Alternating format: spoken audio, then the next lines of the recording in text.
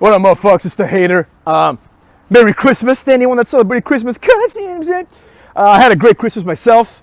I'm looking forward to New Year's, which is my favorite holiday of the year after Thanksgiving. You know what I'm saying? So that's going to be fun, I think. I hope all of you had a good time, had a good week, got some rest, you know, so we can look forward to this new year and kick ass. You know what I'm saying? Do what we need to do, motherfuckers. You know?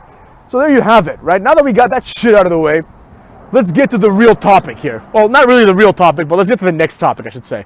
So I want to take a moment to say shout out to Luke Harper, rest in peace. You know what I mean? Luke Harper, for all the shit I talked about him, Luke Harper was entertaining. Luke Harper entertained me several times during his WWE run, and truth be told, I find him to be one of the more interesting AEW wrestlers, and I find him to be someone that in AEW was being used correctly, so to speak, right? I think personally, other than Jericho, he was the WWE guy that they brought in that they used the most correctly. And that's what this video is really about. Not Luke Harper, about how WWE and AEW use wrestling stars to further their goals, if you will, right? Now, before we move on, I just want to say about Luke Harper, you know, I've said a lot of shit about him, like I said. You know, a lot of things that he said made absolutely no sense to your boy, like he wants to be, like, he wants to have a collector gimmick, and that Vince held him back creatively. That shit still stands, all right? But it doesn't take away from the fact that Luke Harper was great. Luke Harper was entertaining, right? In my opinion, in the Wyatt family, Luke Harper is the one that stood out the most. I think he's way better than Rowan, and I think he's way better than Bray Wyatt, right? I think Luke Harper should have been the leader of the Wyatt family, if you ask me. He feels more like a leader, he looks better, and he's a better wrestler than the rest of them. But that's neither here nor there, cucks, right? He's dead now, so we can't do that. But what we can do is appreciate it, right? I'm not saying let's do a tribute to Luke Harper, right? That's fucking weird in my opinion. I don't know the guy, right? But the facts are what they are. Luke Harper, he entertained me, and I always thought to myself, when Daniel Bryan started becoming big, I thought to myself, why not give this spot to Luke Harper, right? He can do everything Daniel Bryan can do. Everything, right? He looks better too, and he can do power moves. So I really didn't understand, you know? But I will say that after he left WWE, his whole, like, taking little digs at Vince McMahon, that shit was childish, but it is what it is. Rest in peace, Luke Harper. You know what I mean? Now let's move on to the real point of the video, right? Luke Harper's death got me thinking, right? Got me thinking about how WWE and AEW use wrestlers differently, right? One common criticism of specifically WWE, not AEW yet, motherfuckers, keyword yet, but one current and ongoing criticism of WWE is how they use or misuse their talent, right?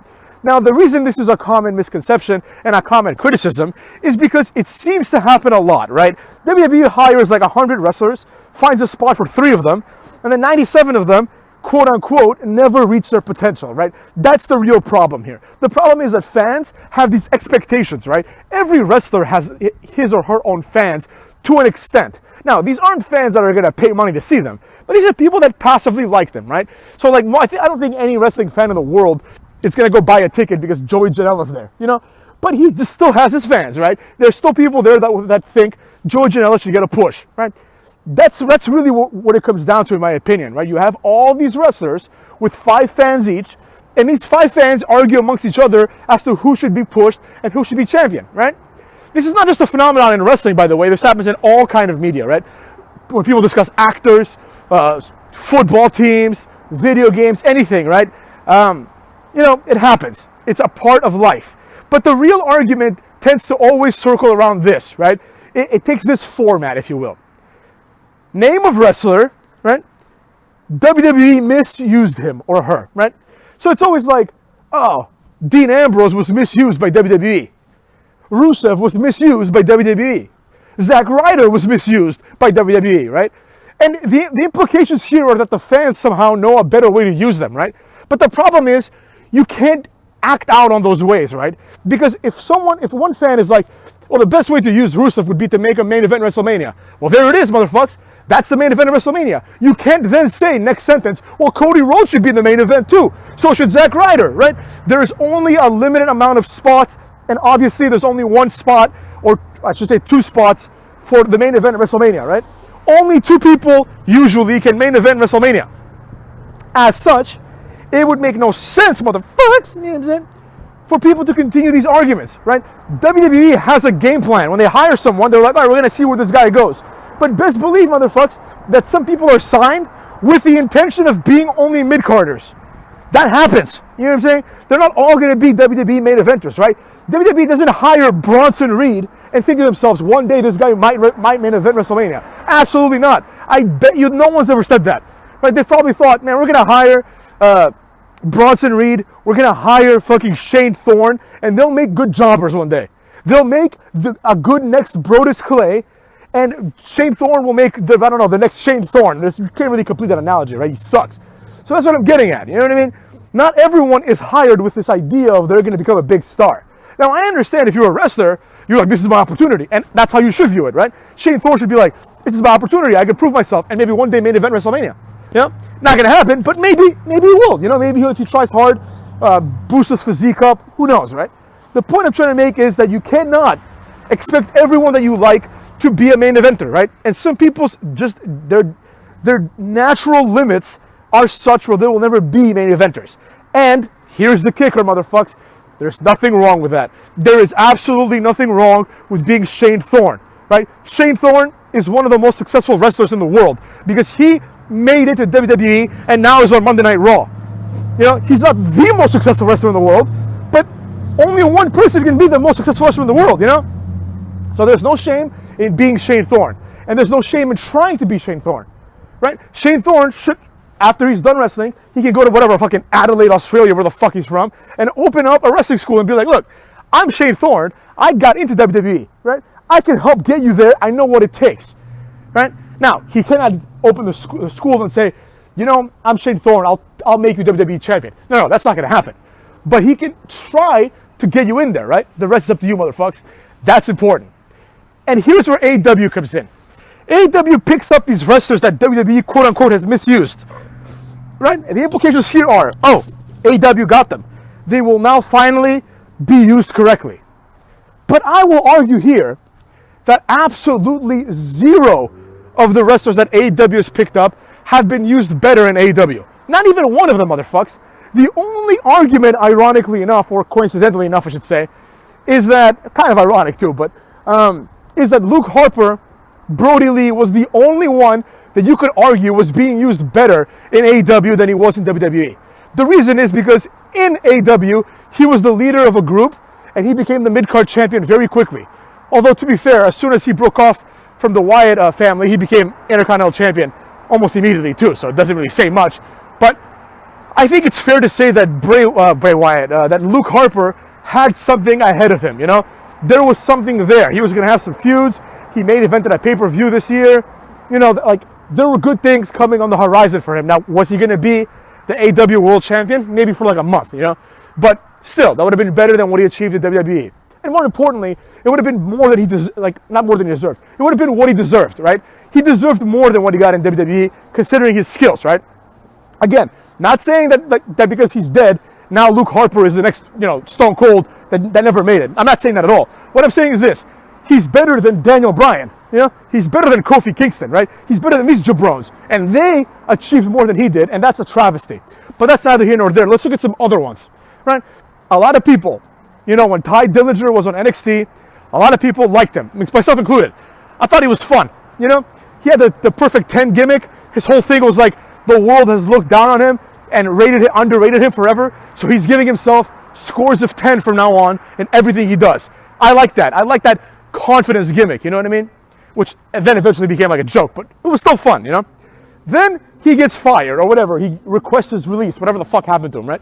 And all of a sudden, he joins AEW as one of the quote-unquote big signings that AEW got, you know, in the beginning of their, like, inception, right? Like, before they even started as a company, when they would have those corny-ass press conferences being like, oh, Sean Spears is all elite. But whatever, right? They signed Sean Spears, so a lot of people, myself included, were thinking, all right, let's see what this guy can do. Let's see how they use him, right? I was curious. You know, Sean Spears, he looks all right? He's big enough. I mean, you see the adjectives I'm using? Enough. All right. You know what I mean? These aren't, you know what I'm saying? I don't even think enough is an adjective. What am I saying? It's early, motherfucks. So you take a look at Sean Spears and you think to yourself, what are they going to do with him, right? where is Shawn Spears headed? So you're thinking to yourself, all right, he will at least be a mid-carder. Right? By AEW standards, he will at minimum be a mid-carder. Like, you know he's not going to beat Kenny Omega and Cody Rhodes. But you're like, all right, he'll be a mid-carder. You know, he'll be beating, like, the Librarian every week or something, right? He'll be wrestling competitively against Darby Allin. And that ilk of wrestler that they announced, you know? All right, so he starts out. He gets a pretty big program for whatever Fighter Fest, whatever the fuck it's called, the shitty one, the free pay-per-view of the year, right? He does that, and it's him versus Cody Rhodes. Now, again, you know Cody Rhodes is going to win, but you're thinking to yourself, there's a chance here. Or no, I think that was at the pay-per-view. It doesn't matter. At one event, he was in a 6-man tag match, and he got the pin. So you're like, oh, okay, they're going to give this guy some props. You know? All of a sudden, he drops to Cody Rhodes. This was over a year ago. And since then, we have seen and heard of this guy like 3 times. So you tell me, motherfucks, you tell me in what way did WWE misuse him in comparison to NXT? And in comparison to AEW, right? WWE gave this guy a chance. By the time he got to the main roster, the initial like, you know, interest in his NXT gimmick was wearing thin. That's why they moved him, right? In NXT, he was over his shit. He was having great matches and a great storyline, which ended in like a cage match with Eric Young. You know, that was great. Now, in AEW, what has he done? Nothing. He's done absolutely nothing. You cannot even argue that he's done anything, right? All he's done in AEW is show up, win 1 6-man tag, and then lose everything else. Now, I'm sure on AEW Dark, right, he's kicking ass. On the pre-show, he's kicking ass. But no one cares about that. That's embarrassing, right?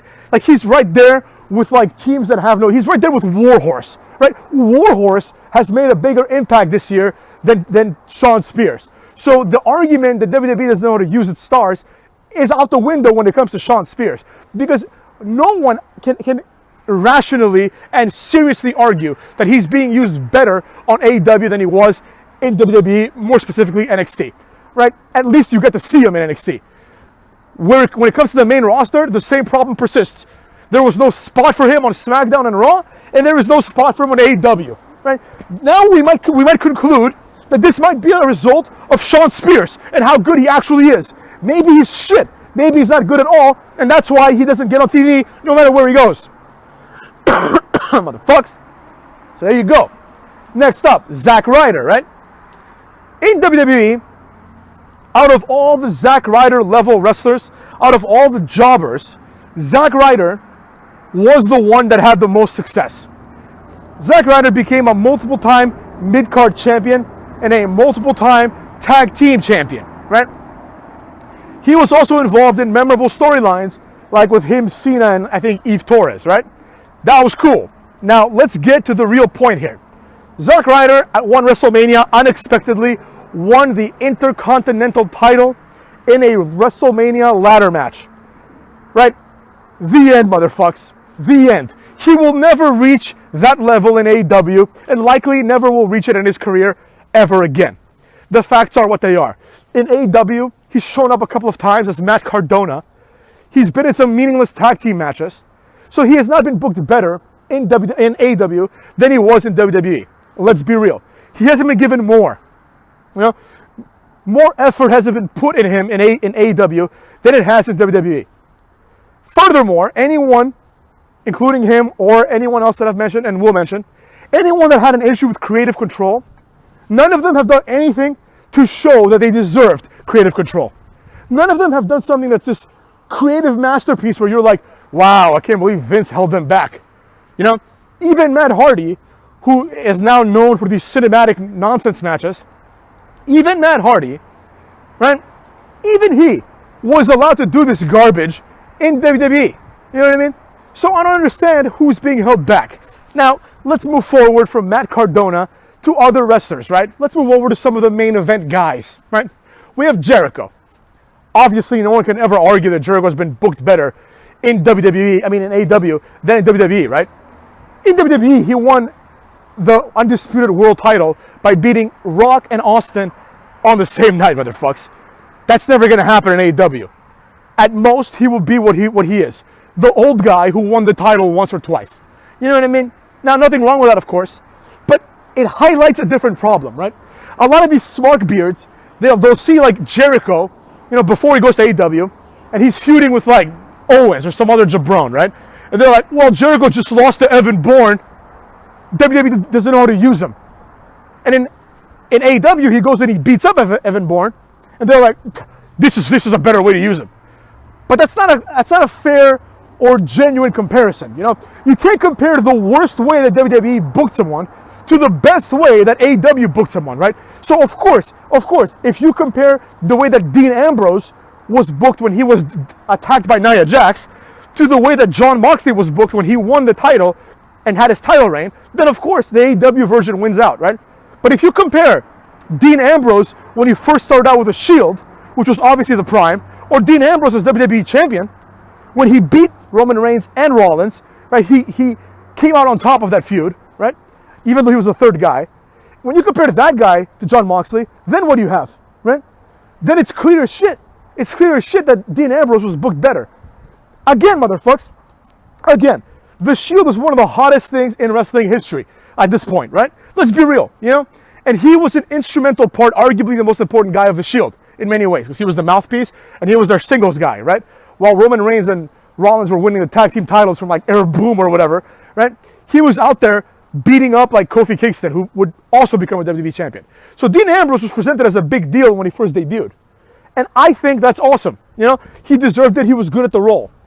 Now you tell me, what's better, that guy or this Jon Moxley, right, who is the same thing as Dean Ambrose and who really adds nothing, who really adds nothing and now has developed a Brock Lesnar style of showing up every 3 weeks. There you have it. I think I've said enough about this bullshit, right? So as you can see, once again, we see that WWE is not misusing anyone, but they're just using them the same exact way as AEW was. Just in different times, motherfucks. There was a point in WWE when Dean Ambrose was the main eventer. He was the champion. So how is he being misused by WWE? Do you want him to be champion forever? What is he, Bruno Sammartino? No, motherfuckers. He's Dean Ambrose. He'll have a championship run, and then he'll put over EC3. That's his job, right? He's not The Rock, So there you have it. The list goes on and on and on, and I will give 2 more examples really quickly to really make this point. Cody Rhodes. Now, arguably, no one in AEW is booked better than Cody Rhodes, right? This entire company revolves around the fact that Cody Rhodes is there. He's really like their face, right? He's their ace. It's not Cody Omega, right? It's Cody Rhodes. There was a promo that Cody Rhodes cut a couple of months ago where he came out and he was like, I'm not the ace. The ace can only be one of the champions, right? And I'm like, okay, then book those people well. Book them better. You know what I'm saying? Book Hikaru Shida in the main event once in a while if you really give a shit, right? I mean, actually, please don't, because I don't want to see that garbage. But you understand what I'm saying, right? Book them better. Now that that's been said, let's look at how he was booked in WWE. Easily, Cody Rhodes in WWE was one of the most memorable mid-carders of all time. Let's say it like it is, right? He's had several gimmicks that turned out well, and to be fair, they were gimmicks that not only turned out well, but that he helped get over, right? So kudos to him, That's when people actually liked him. That's when I liked him. I thought the undashing Cody Rhodes was a great character who deserved a push. I do not think that Cody Rhodes now deserves anything. Cody Rhodes now is a pretend star. He has started his own company to pretend that he's a star. Now, he's been booked to win more matches in AEW, right? Through the nepotism that is, he controls the show, basically. But the reality is what the reality is, motherfucks. The reality is what the reality is. Not enough investment has gone into the Cody Rhodes character or brand, right? All he does is just pretend he's Triple H. I think personally that even though Cody Rhodes in his own company is booked stronger than he was in WWE, I think personally that Cody Rhodes in AEW is far less interesting than Cody Rhodes in WWE. Far less interesting. As a matter of fact, I would argue that Cody Rhodes has not had one moment thus far that is important or memorable in AEW. Perhaps you could argue his ridiculous throwaway match with Goldust was that moment, right? But it really didn't have that same gravitas that people thought it would, because Goldust didn't retire after the match. He just lost to Cody Rhodes and then we all moved on, So it was just a match. Let's call it like it is. It was just a fucking match, right? Like, they can cry all they want, but it was just a fucking match. So whereas in WWE, he had a much better moment with Goldust and Dusty Rhodes, right? When they won the tag team titles, that was awesome. You know what I mean? He had several big moments on his own when he was with Legacy and when he was clearly going to be the breakout star of Legacy. He had those moments. He beat Rey Mysterio at WrestleMania. He beat Big Show in a tables match. You know what I mean? He feuded with Booker T. There's so many things that he did. But people, once again, always remember the worst. Yeah? They're like, oh, WWE didn't use him correctly. He was Stardust. Yeah, and we do that. We say that. We joke around about that. But let's not focus on the worst way WWE used him, right? That would be like saying, like, look at Cody Rhodes win the tag team titles with Goldust against the Usos or whatever the fuck it was, right? Compare that to him getting squashed by, rest in peace, Luke Harper, right? That's not a fair comparison, right? That's not a fair comparison. You can't compare one high to another low, right? Compare two appropriate highs. Compare the highest of the high to the lowest of the low, right? Don't compare Stardust to Cody Rhodes winning the world title one day. That's ridiculous. That's what they always do, you know? They're like, well, this guy was held back, like Benoit was held back at WCW because he lost to Prince Iaukea. And now look at him. He beat Triple H and Shawn Michaels. Yeah, shit changes, motherfuckers. Shit changes. Don't take the worst moment of someone's career and compare it to the best and be like, look how different things are. Yeah, no shit. You know what I'm saying? That's the problem. And in my opinion, there's no wrestler that encapsulates this problem better than not Cody Rhodes. We're now moving on to the last guy. Pac, motherfuckers. Pac, a.k.a. Adrian Neville. Remember him, motherfuckers? You know what I'm saying? Adrian Neville is one guy who, in my opinion, deserved more in WWE. Adrian Neville is a guy that I always liked, and here's why, right? The same criticisms I have of people like Zach Gowen, of people like Darby Allin, Joey Janela, I do not have about Pac. Pac comes out, and even though he's like 5'7", he is stacked, right? This guy looks like a beast. You know, if he's under 205, he's 204 and 9/10. This guy is stacked, super muscular. Now he's probably like 215, if I had to guess. This guy looks incredible, right? He wrestles better than all the cruiserweights, and he's stronger than most of the heavyweights. Let's be real. I mean, like, when I say stronger than the heavyweights, I mean stronger than the bullshit heavyweights, like Cody Rhodes. You know, he's not stronger than like Dark Uno. He's stronger than Dark Uno. But I don't think he's stronger than, like, you know, Jack Swagger. I mean, he might be. Who knows? He's pretty strong, right? So Pac ticks all the boxes, right? He's the smaller guy that works hard and gets the physique, right? He's the Eddie Guerrero. Now, no, he doesn't have the charisma of Eddie Guerrero, but he's got the physique of Eddie Guerrero. Let's put it that way, motherfuckers. So he's someone that should have gotten a bit more in WWE. I'm not saying he should have made event in WrestleMania, but him beating Kofi Kingston for the United States title wouldn't have been the worst thing in the world. Whatever, it is what it is.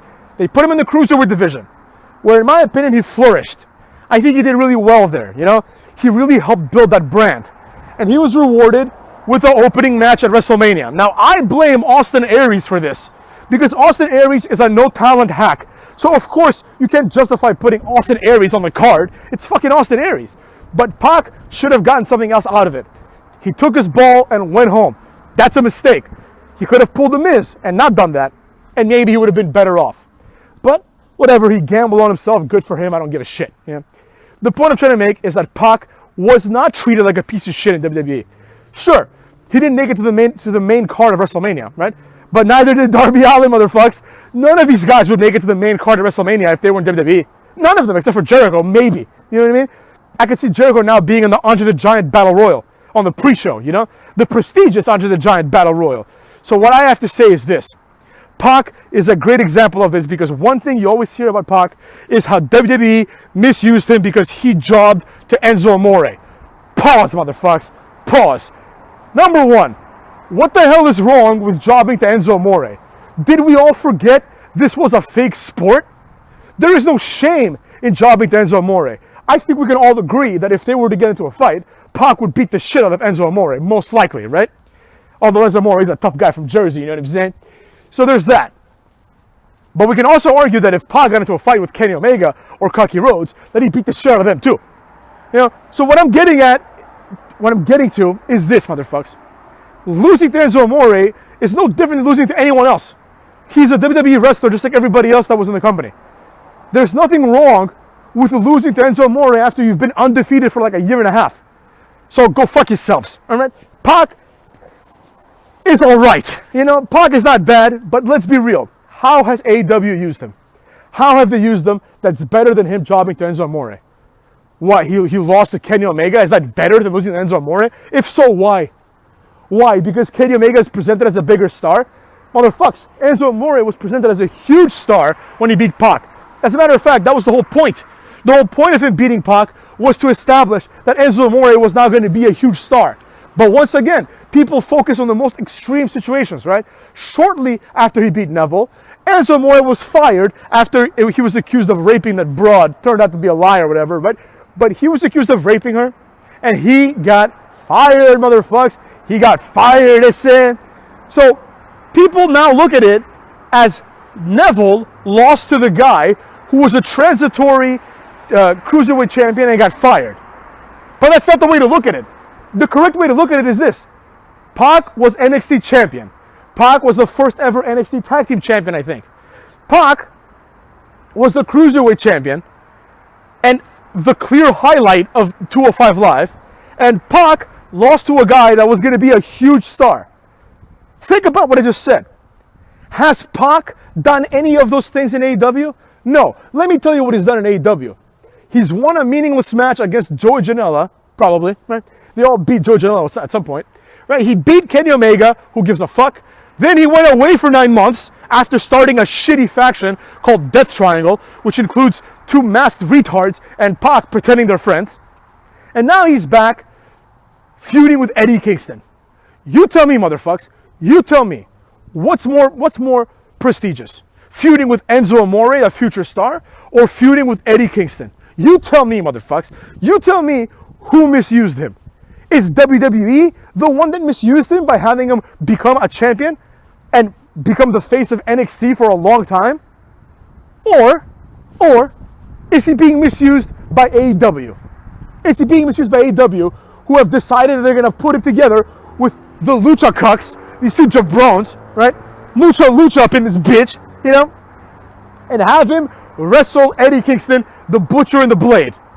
I mean, come on. You know what I mean? Let's be honest here. You can also think the third option.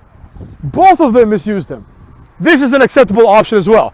However, at that point, if someone is being misused by everyone, then it might just be that this person is not meant to be used for anything greater than this. You see what I'm saying? Look at Rusev.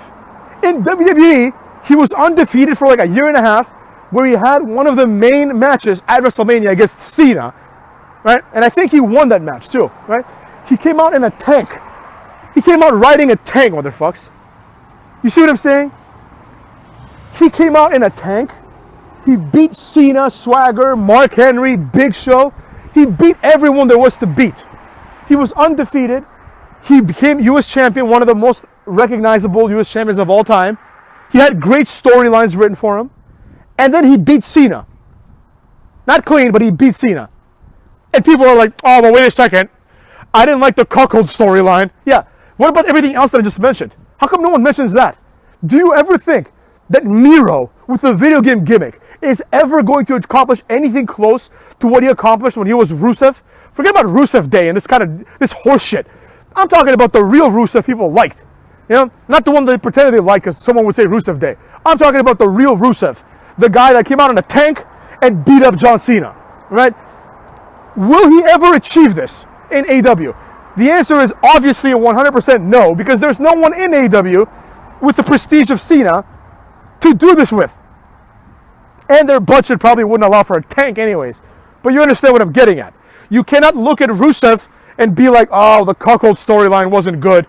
So, in comparison, being a video game cuckold is better. I don't even think that's better. I think the Lashley Rusev Lana storyline was way better than Miro Kip Sabian, who shouldn't be employed, versus like I forget who they're fucking fighting. They're the best friends, I think, right? And Orange Cassidy over a video game machine. Are you fucking kidding me? First they fucked his wife, then they broke his video game. What the fuck is this guy? But the point is this, motherfucks. Compare comparing the two of them might have you land one way or the other. But comparing Miro and Kip Sabian to Rusev coming out of a tank beating Cena, you tell me, genuinely, rationally, don't pretend, which one was better booked, which one was better used. The only problem seems to be that WWE, when they misuse someone, it's very slight. It's like they can have a guy come to WrestleMania with a tank and beat Cena, and then they're like, oh, well, then he didn't beat The Undertaker. He didn't beat everyone that I wanted him to beat, so he was misused. No, motherfuckers. Did you ever consider the possibility that the character of Rusev was designed only for that moment? The character of Rusev was designed to have that incredible build-up, be defeated by the champ, right, and then fall into obscurity. Maybe that was the reason why they hired him. This doesn't mean that Rusev needed to continue growing. No, sometimes your job is to do that. Roll's over, kid. Roll is over. Then people like Rusev are like, oh, well, I need to become champion. No, you don't. You had your moment, and it was one of the greatest moments ever. Maybe 1% of the WWE roster will have a moment as memorable as Rusev. You know? So there you have it. Cut! You know what I'm saying? That's what I'm saying. He's been used correctly. Everyone that I mentioned has been used either better in WWE or around the same. Even in the case of Cody Rhodes, it hasn't been that way. It hasn't been that way. Even though he's been booked way stronger in AEW because he keeps winning, doesn't matter. There's no investment in his character, and he is not interesting. He's just an asshole with a wife. Oh, look, my wife. Oh, Nightmare Family. Oh, Nightmare Collective. Go fuck yourselves. You know? That's what I gotta say about that. Also, rest in peace to Luke Harper. Thanks for the memories, dog. Thanks for the memories up in this bitch.